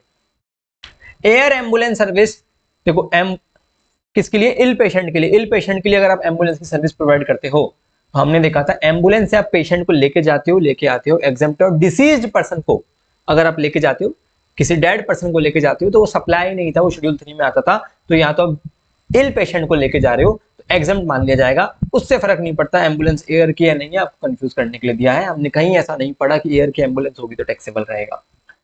आगे देखते हैं, अन्नपूर्णा भवन, वही बुक वाला क्वेश्चन है, उसमें भी अन्नपूर्णा भवन ही था, वही कॉपी पेस्ट। तो क्या है, डॉक्टर फूड सप्लाई कर रहे हैं पेशेंट को डॉक्टर की एडवाइस पे, तो क्या हो जाएगा, एग्जम्प्ट हो जाएगा। लेकिन अगर फूड नर्स को खिलाया जाए खाना, डॉक्टर्स को खिलाया जाए खाना, आउटसाइड पेशेंट को, जो बोलते हैं ना ओपीडी वाले पेशेंट, शायद ओपीडी बोलते हैं, जो दिखाने आते हैं ऐसे कैजुअली, बुखार हो गया, खांसी हो गया, उनके लिए क्या हो जाएगा, उनके लिए टैक्सेबल हो जाएगा। होम्योपैथिक मेडिकल ट्रीटमेंट, ये भी क्या हो जाएगा, एग्जाम्प्ट हो जाएगा। कोड ब्लड बैंक वाला पहले एग्जाम्प्ट हुआ करता था, code preservation of code blood bank, ये पहले एग्जाम्प्ट था, अब क्या कर दिया, इसको टैक्सेबल कर दिया। धीरे धीरे एग्जाम से चैप्टर ही हट जाएगा आपके सिलेबस से। क्वेश्चन नंबर 14 में आते हैं। क्वेश्चन नंबर 14 क्या बोलता है, alpha is a manufacturer and supplier of machine in India. Alpha क्या करता है, मैन्युफैक्चरर है and supplier of machine India. Gamma of US help alpha in selling the machine bye identifying client in US. तो gamma क्या करता है, gamma क्या करता है, देखो गामा ये करता है, gamma of US help alpha in selling the machine bye identifying client in US. Beta who want to purchase this machine and helps in finalizing the contract of supply of machine by alpha to beta. Gamma charges alpha for his services of locating beta. देखो gamma एक दलाल है, alpha machine बेचता है, beta खरीदता है, gamma दलाल है, मतलब gamma एक इंटरमीडिएट की तरह काम कर रहा है। अल्फा कहाँ का है, अल्फा एक मशीन इंडिया का बेचता है। Gamma of USA help alpha in selling the machine. तो देखो हमारा सप्लायर है इंडिया का अल्फा, गामा जो दलाल है वो कहाँ का है, वो इंडिया, वो यूएसए का है, और वो हमारे जो इंडियन सप्लायर है ना उसकी हेल्प कर रहा है कि यूएसए में कोई क्लाइंट ढूंढ ले। भाई अब इंडिया वाला बंदा जो अल्फा है वो कैसे ढूंढेगा यूएसए में कस्टमर, तो गामा हेल्प कर रहा है, गामा बिकवाने में मदद कर रहा है, बेस्ट प्राइस दिलवा रहा है। बीटा एक बंदा है यूएस का, उसको बेच रहे हैं। Gamma charges alpha for his services, वो पैसा ले रहा है। Determine the place of supply, तो देखो यार ये तो इंटरमीडिएट सर्विस हो गया as per section 13 subsection 8। Intermediate service याद करो, इंटरमीडिएट सर्विस के अंदर 3 पॉइंट हुआ करते थे। 3 पॉइंट कौन कौन से हुआ करते थे, एक तो आपका बैंक वाला था, 13 सबसेक्शन 8 में 3 पॉइंट हुआ करते थे, बैंकिंग और फाइनेंशियल सर्विसेज। उस केस में क्या था, लोकेशन ऑफ सप्लायर और service is the place supply. एक था आपका इंटरमीडिएरी वाला, उस केस में भी लोकेशन ऑफ सप्लायर और सर्विस द प्लेस सप्लाई। एक था वो ट्रांसपोर्ट वाला, यॉट वाला, अगर आप कोई भाड़े पे वगैरह लेते हो ना ये सब, तो इन तीनों ही केसेस में location of supplier is the place supply. 13 subsection 8 अगर आपको अभी याद नहीं आ रहा तो बुक खोल के देख लो, क्योंकि थोड़ा सेक्शन ऐसा है जो इतना फेमस नहीं है। तो 13 सबसेक्शन 8 के अंदर क्या था, इसका आंसर आपका हो जाएगा 14 का आंसर क्या हो जाएगा, डिटरमाइन द प्लेस सप्लाई का। तो place supply, location of supplier, supplier कौन है, अल्फा है ना, सप्लायर कौन है, अल्फा, तो प्लेस सप्लाई क्या हो जाएगी, इंडिया हो जाएगी। सॉर्टेड है। तो 13 सबसेक्शन 8 में देखो ये इंटरमीडिएट सर्विस की डेफिनेशन ज्यादा दे दी, थोड़ा बड़ा कर दिया इन्होंने आंसर, आपने इतना बड़ा तो नहीं लिखना है, बट एक बार आरटीपी में आया है तो आप देख लेना। तो इसमें क्या हुआ, द प्लेस सप्लाई क्या होगा, लोकेशन ऑफ सप्लायर और सर्विस, और इस क्वेश्चन में सप्लायर कौन है, सर्विस कौन दे रहा है, सॉरी सर्विस तो गामा दे रहा है ना, सप्लायर तो मशीन का सप्लायर है अल्फा, लेकिन सर्विस का हम तो प्लेस सप्लाई सर्विस का पढ़ रहे हैं ना, सेक्शन 13 तो सर्विस पे लगता है। तो हम क्या पढ़ रहे हैं कि ये मशीन बेचने वाली सर्विस कौन दे रहा है, वो तो गामा दे रहा है ना, तो गामा तो यूएस में है, तो प्लेस सप्लाई क्या हो जाएगी, यूएसए की लोकेशन हो जाएगी, दैट इज आउटसाइड इंडिया। ठीक है, तो गामा की लोकेशन क्या हो जाएगी, प्लेस सप्लाई। देखो आरटीपी है एकदम आसान, एकदम से फ्री है। अगर आपने मेरे क्वेश्चन बैंक वगैरह कर रखा है तो आपको एक भी क्वेश्चन में डिफिकल्टी नहीं आ रही होगी, पर ये क्या है, अभी क्वेश्चन आया है तो एक बार इसको देख लेना कि किस तरीके से आईसीएसई ने प्रेजेंट किया है, क्योंकि आरटीपी से एक आध क्वेश्चन लग जाता है कई बार। ठीक है, अगले क्वेश्चन पे आते हैं।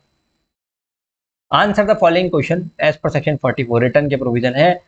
अब देखो रिटर्न जो चैप्टर है ना वो इतना बड़ा चैप्टर है जिसकी कोई हद नहीं। अभी तो आईसीएसई ने नया नया रिटर्न का चैप्टर भी रिलीज कर दिया।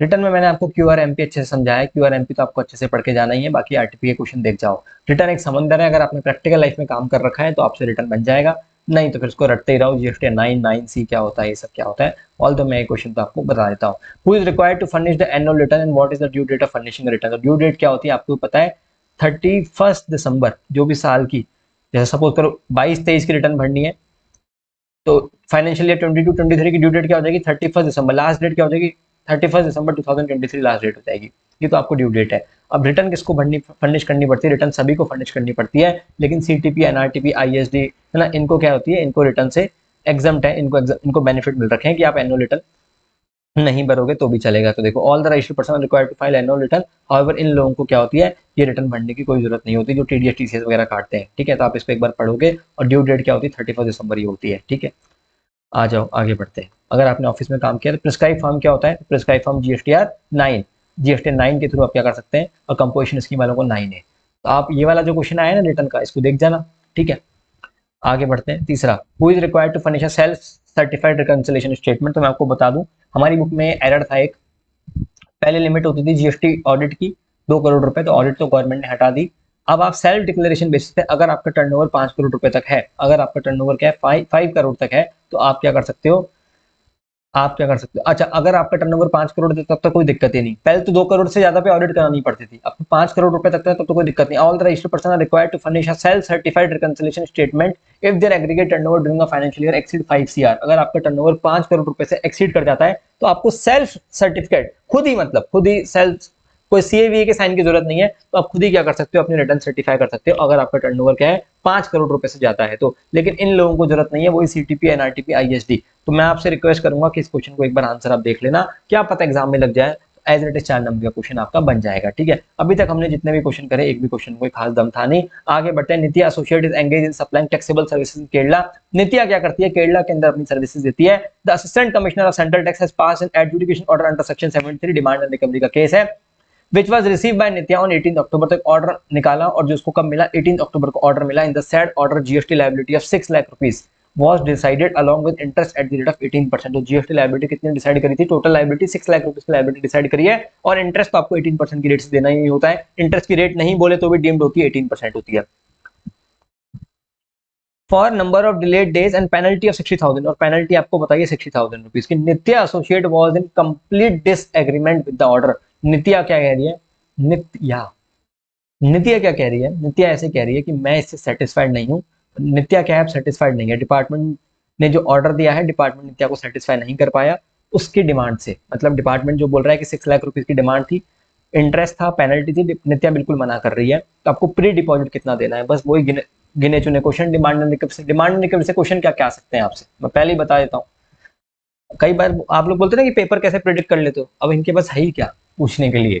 ये पूछेंगे आपसे टाइम लिमिट क्या होगी 73 74 में जाने की, एमसीक्यू पूछ लेते हैं। वो फिर आपको पेनल्टी की पूरी टेबल बनी हुई है, 15%, 25%, 50%, 100%, और यहाँ पे 0 सेक्शन 73 74 है ना, 0 10% और 10,000 विच एवर इज हायर, 10% और 10,000 विच एवर इज हायर। क्या पूछेंगे? सबसे इंपॉर्टेंट क्वेश्चन और क्या होता था? प्री डिपॉजिट वाला क्वेश्चन होता था, है ना। प्री डिपॉजिट अपन देखते थे ना, कितना प्री डिपॉजिट जमा कराना है। तो हम क्या देखते थे कि 10% ऑफ, तो अब ये क्या गया है? अपील्स के अंदर गया है, सॉरी, तो इन्होंने अपील फाइल करी अपीलेट अथॉरिटी के अंदर, तो सेक्शन 73 डिमांड का नोटिस आया, अपील में चले गए अपीलेट अथॉरिटी में। तो अपील में कितनी करते थे? 10% of tax and dispute, sorry, हाँ ये जो था ना प्री डिपॉजिट, हाँ 10% of tax and dispute subject to a maximum limit of 25 crore oblique 50 crore. ठीक है, सीजीएसटी आईजीएसटी केस में सीजीएसटी के 25 करोड़, एसजीएसटी के 25 करोड़ और आईजीएसटी के 50 करोड़। तो 10% of only tax in dispute. देखो अगर नित्या बोलती मैं इतना इतना एक्सेप्ट कर रही हूँ, तो जितना एक्सेप्ट कर रही है वो तो देना ही है, उसके अलावा टैक्स इन डिस्प्यूट का 10%। अब इस वाले क्वेश्चन में नित्या कुछ भी एक्सेप्ट नहीं कर रही, टैक्स इन डिस्प्यूट कितना? 6 लाख, इसका 10% नित्या को प्री डिपॉजिट जमा कराना पड़ेगा, दैट इज 60,000 रुपीज। ठीक है, सॉर्टेड है।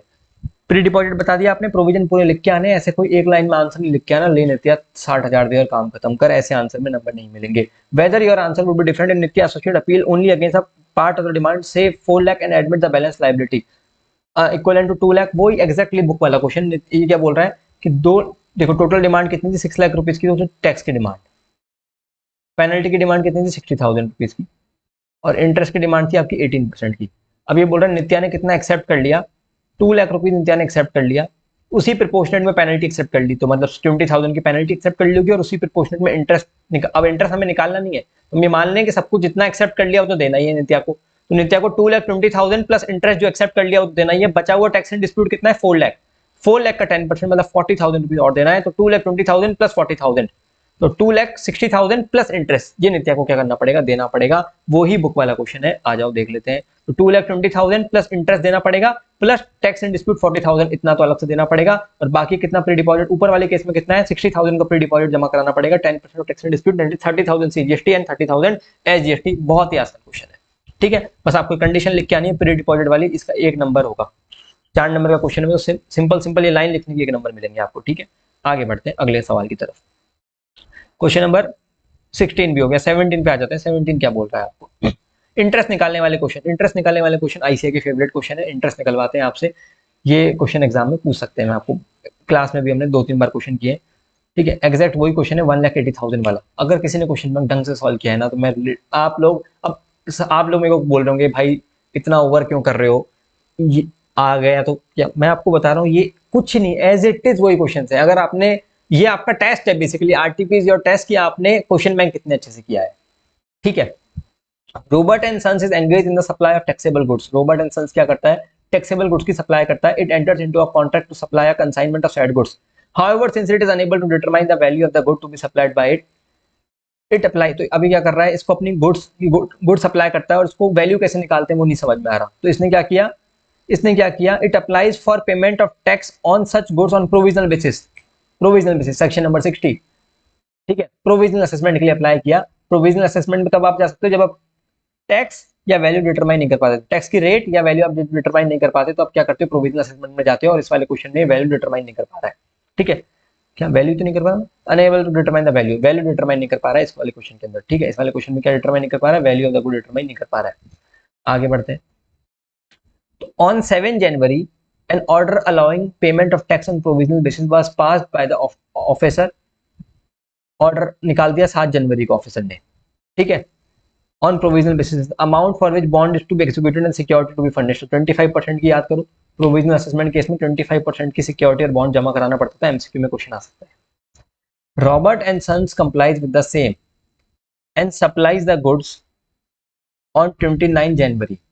रॉबर्ट एंड सन्स क्या कर रहा है, कंप्लाइज द सेम, जितनी उन्होंने प्रोविजनल असेसमेंट में रेट बताई ना वो उसको मान रहा है, and supplies the goods on 29 जनवरी। तो 29 जनवरी को गुड्स सप्लाई किया। देखो इसने प्रोविजनल असेसमेंट के लिए पहले ही चला गया, 7 जनवरी को प्रोविजनल असेसमेंट का ऑर्डर आ गया, जनवरी में इसने ट्रांजेक्शन किया, ठीक है। और जो भी डिपार्टमेंट ने टैक्स रेट बताई होगी ना, जनवरी की रिटर्न कब भरेगा, 29 जनवरी को कोई ट्रांजेक्शन हुआ है तो उसकी ड्यू डेट ऑफ रिटर्न क्या हो जाएगी, 28 फेब ड्यू डेट हो जाएगी। जो भी डिपार्टमेंट ने टैक्स रेट बताई होगी, जो भी डिपार्टमेंट ने वैल्यू बताई होगी, सॉरी प्रोविजनल असेसमेंट वैल्यू के लिए गया है, जो भी डिपार्टमेंट ने वैल्यू बताई होगी उस वैल्यू पे इसने 20 फरवरी को टैक्स जमा करा दिया होगा, ठीक है। There after paying the tax on provisional basis in respect of said consignment on 19 January, मतलब ड्यू डेट 20 फरवरी होती है, ऑल्दो इसने टैक्स 19 को जमा करा दिया, ठीक है।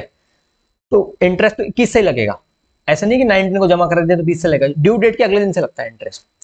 Consecutive to the final assessment order passed by proper officer on 18 March, a tax of become 1,80,000 become due। लेकिन बाद में पता चला कि 1,80,000 रुपीज का टैक्स जमा कराना है, और वो कब पता चला, 18 मार्च को, और उस बंदे ने पेमेंट कब करा, 9 अप्रैल को। तो देखो ड्यू डेट क्या हो गई, 20 फरवरी, तो 21 फरवरी से आपका इंटरेस्ट लगेगा 9 अप्रैल तक। तो फरवरी में कितने दिन होते हैं, 28 डेज होते हैं, और 21-20 क्या हो गई आपकी ड्यू डेट हो गई, तो 8 दिन तो हो गए आपके फरवरी के, ठीक है। मार्च के हो गए आपके 31 दिन, और अप्रैल के हो गए 9 दिन। 39 प्लस 8 कितना हुआ, 46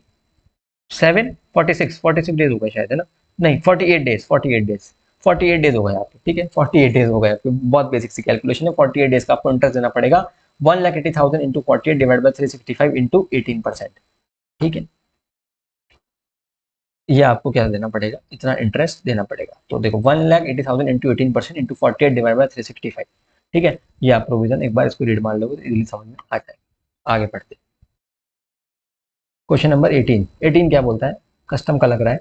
jumbo steel imported heavy machine from USA and the cost of the machine at the factory of the exporter was $10,000। तो मशीन इंपोर्ट करिए, ट्रांसपोर्ट चार्जेस लगे $500 were incurred from the factory of the exporter to the port of shipment. देखो यार मैं आपको एक बात बताऊं, अब की बार वैल्यूएशन का मेरे को जो क्वेश्चन एक्सपेक्टेड लग रहा है ना, वो 20% वाला कॉन्सेप्ट आता है ना। आपने ना मेरा कस्टम वैल्यूएशन का मैंने इसी यूट्यूब चैनल पे, सब्सक्राइब तो करो पहले एक बार, तुम लोग लाइक भी करना वीडियो को। ऑल तो मैं ये सब बोलता नहीं, आप लोगों ने कभी देखा होगा तो मेरे से ज्यादा बैचेस के भी प्रमोशन नहीं होते, क्योंकि मेरा माउथ पब्लिसिटी के कारण ही खूब अच्छा हो जाता है ना। तो I really feel very honoured, मतलब मैं दिल से बोल रहा हूँ आपको एक बात। बट मैं आपको ये बोलूंगा कि अगर आपके पास टाइम है तो मेरा कस्टम वैल्यूएशन का रिवीजन लेक्चर देखो, क्योंकि मेरे को अब की बार है ना बहुत जेन्युइन वाइब आ रही है। वो 20% ऑफ एफबी वाला कॉन्सेप्ट पक्का पक्का एग्जाम में पूछेंगे, क्योंकि उसका क्वेश्चन आया ही नहीं है। वो लास्ट आरटीपी का क्वेश्चन है। आपको अगर क्वेश्चन ही देखना है, वो वीडियो देखना, तो आपको बता दूं लास्ट आरटीपी का क्वेश्चन है, मेरी आरटीपी यूट्यूब पर मिल जाएगी आपको। लास्ट आरटीपी का जो वैल्यूएशन का क्वेश्चन है वो जरूर देखिएगा। तो इन्होंने क्या किया है, मशीन किससे इंपोर्ट कर रहे हैं, पहली बात तो मशीन शिप से इंपोर्ट कर रहे हैं। तो शिप वाले केस में तो 20% ऑफ एफओबी लगता ही नहीं, जो भी एक्चुअल फ्रेट होता है वही मान लेते हैं। तो देखो सिंपल सी बात है, कॉस्ट ऑफ द मशीन कितनी है, फैक्ट्री तक 10,000 प्लस 500 रुपए उसको पोर्ट तक लाने में लगे। At the load airport handling charges of 50 were paid, 50 रुपए हैंडलिंग चार्जेस पे करें लोड एयरपोर्ट पे। Freight charges from exporting country to US इतना था, और बाइंग कमीशन तो ऐड होता नहीं, ठीक है, बाइंग कमीशन तो इंक्लूड होता नहीं है। तो एफओबी वैल्यू कितनी हो गई, 10,550। अब उसको हम क्या करें, फ्रेट इंडिया में कितना लाए हम, फ्रेट लगा इंडिया में 1,000 का। तो देखो अब आप रुपीज में कब कन्वर्ट करना है, जब तक जरूरत ना हो तब तक कन्वर्ट मत करो, जब जरूरत होगी तब कन्वर्ट करना। क्लास वाले तो रिलेट कर पा रहे हो, हमने वैल्यूएशन का एक एक क्वेश्चन करा, एक एक क्वेश्चन, क्योंकि valuation is like free gift. Valuation के क्वेश्चन कभी गलत हो ही नहीं सकते अगर आपने ठीक से करा है तो ये एफओबी वैल्यू हो गया, ये आपका फ्रेट हो गया, और इंश्योरेंस क्वेश्चन में दे नहीं रखा तो 1.125% ऑफ एफओबी वैल्यू। तो इसका आपने क्या करा, इंश्योरेंस निकाल लिया, ये हो गया, इसका 1.125 कर दिया, टोटल सीआईए वैल्यू आ गई, मल्टीप्लाई कर दिया रुपीज में, आंसर खत्म आ गया। एग्जाम में अगर आपने गलत जगह पे मल्टीप्लाई कर दिया ना, अब एग्जामिनर क्या होता है उसको इतनी तो समझ होती है, आपने सपोज करो शुरू में ही रुपीज में कन्वर्ट कर दिया तो नंबर ही गए आपके, मान के चल लेना। आप कहते रह जाओ आंसर सही है, लॉजिक तो सही है ना, लॉजिक वॉजिक से उनको मतलब ही नहीं है ना भाई। लॉजिक से मतलब होता तो बात ही कुछ और होती, लॉजिक वॉजिक कुछ नहीं, सीधा आंसर गलत। अगर आपने कन्वर्जन किसी भी स्टेप गलत आईसीआई के आंसर की से अलग कर दिया, और इसका सॉल्यूशन क्या है, इसका एक ही सॉल्यूशन है, जब तक जरूरत ना पड़े तब तक कन्वर्ट मत करो। Question number 19, Balu limited imported super kerosene oil and stored in warehouse warehouse में जमा कराया। वैसे वेयर हाउसिंग का इंटरेस्ट कैलकुलेशन वाला क्वेश्चन सबसे फेवरेट है आईसीआई का, वो देख लेना। बाकी ये वाला क्वेश्चन शायद दूसरा लग रहा है। इन्होंने क्या किया, वेयर हाउस इंपोर्ट किया सुपर कैरोसिन ऑयल और स्टोर किया वेयर हाउस के अंदर। An ex bond bill of entry for home consumption was filed and duty was paid as per the rate prevalent on the date of presentation of bill. तो इन्होंने क्या करा, bill of entry file कर the home consumption के लिए। Bill of entry file कर दी, पहले ware house में था, वेयर हाउस से सामान अब घर गया, ठीक है। अब आपका कुल मिला के सामान घर जा रहा है। On account of highly combustible nature of SQ the importer made an application. अच्छा, सॉरी सॉरी सॉरी, फिर से पढ़ते हैं। हुआ क्या, आपने कोई कैरोसिन ऑयल इंपोर्ट किया और उसको आपने वेयर हाउस में जमा कराया, लेकिन आपने x bond bill of entry file करी घर ले जाने के लिए।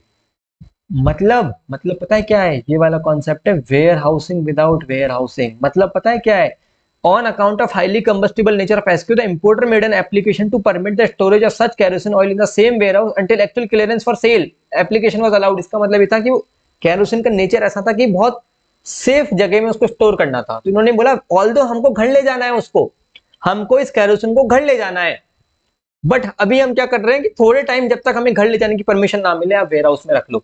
ऑल तो bill of entry for home consumption file कर ली, warehousing without warehousing. वो मैंने कॉन्सेप्ट बताया था ना एक। अरे warehousing without warehousing होता क्या है कि आप वेयर हाउस में ले जाना नहीं चाहते, लेकिन किसी रीजन से आपको वेयर हाउस में ले जाना पड़ रहा है। जैसे वो बोलते हैं ना कि I love you but as a friend, वही वाली बात है warehousing without warehousing, ठीक है, समझ लो, वही सेम कॉन्सेप्ट है। हाउएवर ये एग्जांपल मैंने क्यों दिया, क्योंकि क्लास में यही दिया था तो पूरा प्रोविजन रिकॉल हो गया होगा। However the rate of duty increase when the goods were actually removed from the warehouse. तो अब ये क्या बोल रहा है कि हमने तो x bond bill of entry file कर दी घर ले जाने के लिए। अब सीन क्या हो रहा है कि आपने सामान वेयर हाउस में जमा करा दिया, ऑल दो आपने बिल ऑफ एंट्री फाइल करी है होम कंजम्पशन की। अब आप जब सामान वेयर हाउस से घर ले जा रहे हो तो रेट बढ़ गई कस्टम ड्यूटी की, और डिपार्टमेंट पता है क्या बोल रहा है, ज्यादा पैसा दो। काय को दो ज्यादा पैसा? नॉर्मल अगर केस होता कि पहले वेयर हाउस में गया, वेयर हाउस से घर गया, तब तो हम पैसा देते जिस दिन हम वेयर हाउस से घर लेके जा रहे हैं, ठीक है, उस दिन की कस्टम ड्यूटी देते हम। पर ये तो warehousing without warehousing का केस है, तो इसमें क्यों दे देंगे ज्यादा पैसा? तो बिल्कुल नहीं देंगे, गलत बोल रहा है डिपार्टमेंट, ठीक है। तो accordingly the provision of chapter 9 shall not apply. के 9 वाइन तो छोड़ो, आप तो आंसर में लिख के आ जाना कि क्या इसमें कोई ड्यूटी नहीं लगेगी, एक बार ये आंसर में देख लेना। तो जो बालू है वो सही बोल रहा है, डिपार्टमेंट गलत बोल रहा है, ये आप पूरा का पूरा पढ़ लेना।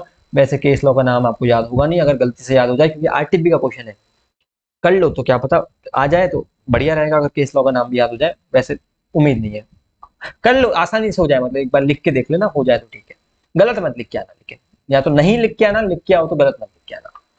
Question number 20, ABC Limited imported an offset printing machine from Germany for 5 crore and the bill of entry for home consumption was cleared in April on payment of duty।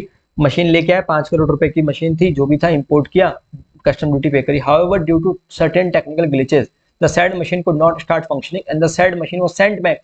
ओ, वो वाला क्वेश्चन है ये कि आप कोई मशीन इंपोर्ट करते हो, फिर आपने इंपोर्ट ड्यूटी तो पे करी दी, अब वो मशीन खराब हो गई, आपने वापस एक्सपोर्ट करी, फिर आप वापस इंपोर्ट करोगे, तो वापस इंपोर्ट करेंगे तो वापस से कस्टम ड्यूटी थोड़ी देंगे। तो फिर डिपार्टमेंट ने क्या बोला था इस वाले क्वेश्चन में कि आप जो री इंपोर्ट कर रहे हो ना, वापस से मशीन खराब आ गई, वापस भेजे, तो 3 साल के अंदर वापस से री इंपोर्ट हो जानी चाहिए मशीन, प्लस 2 ईयर का एक्सटेंशन भी मिल सकता है।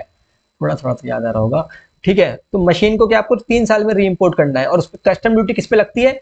जो फेयर कॉस्ट ऑफ रिपेयर होती है ना, जो भी मशीन की रिपेयर में खर्चा आया, भले ही वो आपने नहीं दिया हो, भले ही सामने मशीन वारंटी में हो, सामने वाला फ्री में लगा के दे रहा हो, लेकिन गवर्नमेंट क्या बोलती है कि मशीन की रिपेयर में जो, देखो पुलिस वाला जब पकड़ लेता है ना, आपके पास लाइसेंस वाइसेंस सब हेलमेट तो भी है, तो भी वो आपसे 100 रुपए तो लेगा ही लेगा, वो छोड़ेगा नहीं आपको। तो इसी तरीके से गवर्नमेंट बोल रही है कि देखो अब जेन्युइन केस है, आप ऑलरेडी इंपोर्ट ड्यूटी पे कर चुके, अब मशीन खराब हो गई, वापस से आपने एक्सपोर्ट करी, फिर वापस से आप इंपोर्ट करोगे, तो वापस इंपोर्ट करेंगे तो वापस से थोड़ी ड्यूटी देंगे, एक बार तो दे ही चुके, तो चलो कुछ तो लेंगे आपसे, खाली हाथ तो नहीं भेजेंगे आपको। तो जो भी आपने फेयर कॉस्ट ऑफ रिपेयर, जो भी कॉस्ट ऑफ रिपेयर होगी ना, भले ही वो आपने अपनी जेब से नहीं भुगती हो, लेकिन उस पर आपको कस्टम ड्यूटी देनी पड़ेगी। दूसरा, आने जाने का जो ट्रांसपोर्टेशन है, आने का भी, मशीन भेजने का भी, और वापस से मशीन मंगाने का भी, उस ट्रांसपोर्टेशन को आपको वैल्यू में ऐड करना पड़ेगा, उसके ऊपर आपको कस्टम ड्यूटी देनी पड़ेगी, ये उसका प्रोविजन हुआ करता था।